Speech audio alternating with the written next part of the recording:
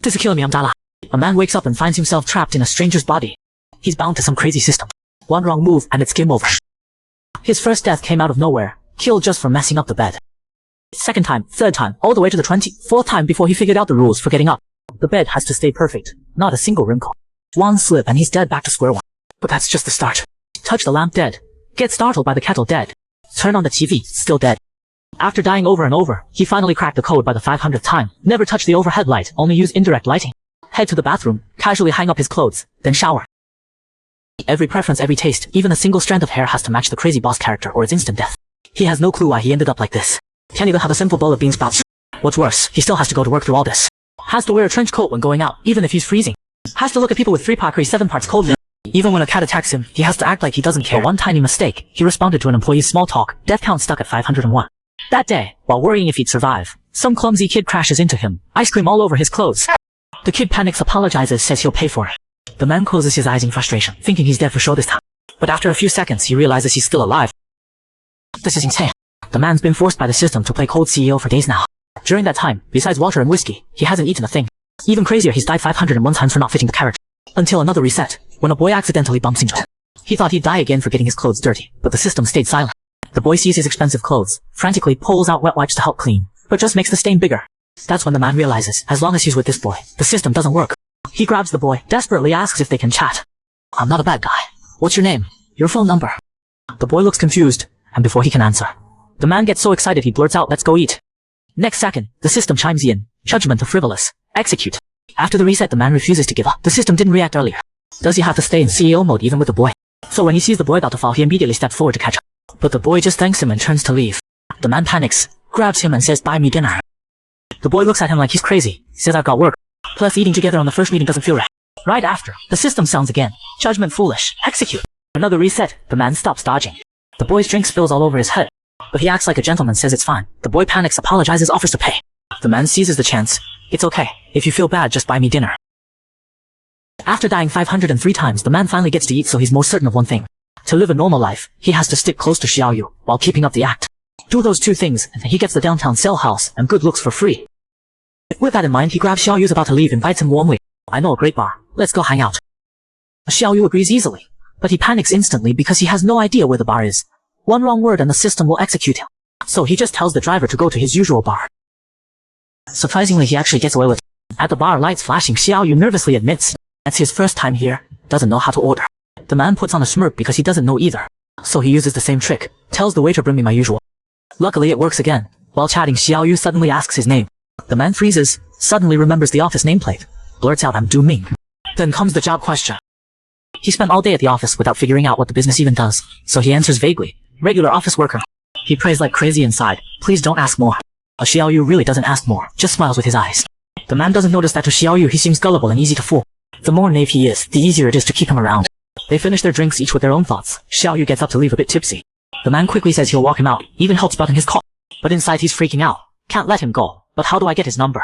He forces himself to stay in CEO mode, takes off his jacket and drapes it over Xiaoyu's shoulder. Surprisingly, this move works. He not only gets the contact info but survives to the next day. After dying over 500 times, the man finally makes it to the next day. Though he didn't get to talk to Xiaoyu. The guy gave him his number first. He can't help wondering, does Xiaoyu maybe like him?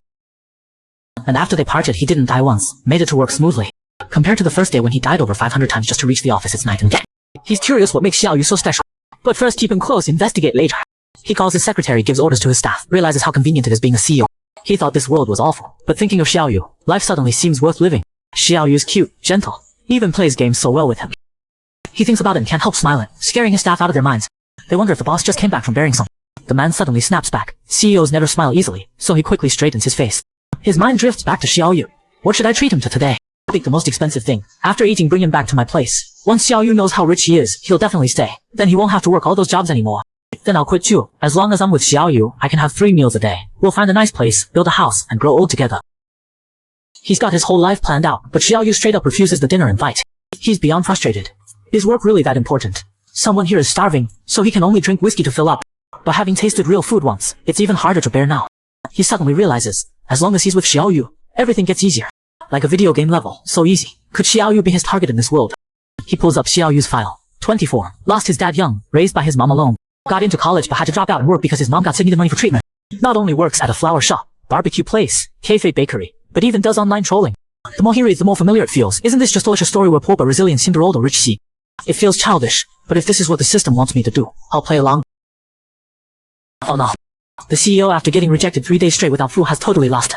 Continuing before, the CEO couldn't meet Xiaoyu, so as a mystery buyer he cleared out all the bread from his workshop, finally forcing Xiaoyu to leave early. He takes him to a fancy dinner, then smoothly brings him back to his mansion. Watching Xiaoyu's amazed expression, the CEO thinks it's the perfect moment, so he suggests Xiaoyu move in. But Xiaoyu looks terrified, then refuses outright, saying they've only known each other a few days. Don't really know each other well enough, so he turns down the CEO.